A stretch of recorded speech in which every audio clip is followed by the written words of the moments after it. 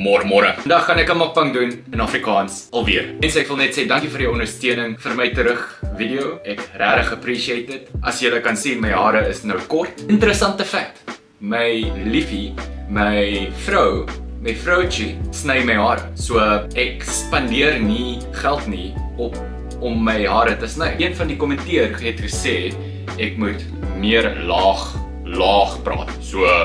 Soos hierdie. Vir mense, vandag gaan ek Nando's eet, want ek was nie lus om kos te maak nie, want ek was baie besig. Anywho, ek het net twee dinge georder. Die eerste ding is die hotpot, tweede ding is die aardappels. So aardappels is potatoes, maar nee, jy sê chips. As julle kan sien, hierdie is 'n hotpot. Dit het hoender, some lekker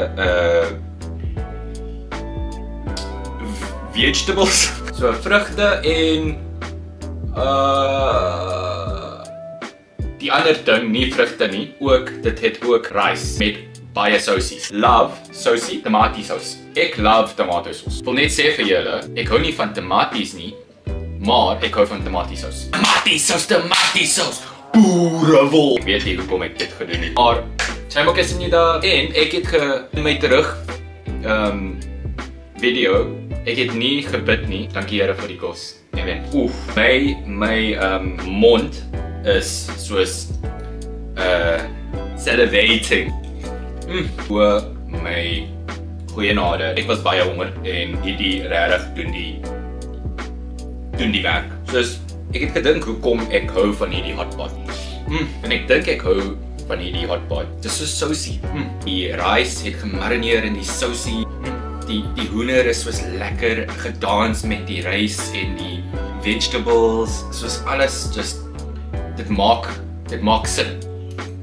So ek wil net vir julle vra, wat is julle gunsteling chips in 'n vinnige restaurant? Ek dink my gunsteling is honestly Steers chips. Ek dink tweede sal actually Nando's wees. So baie lekker. Lekker. Kan julle dit glo?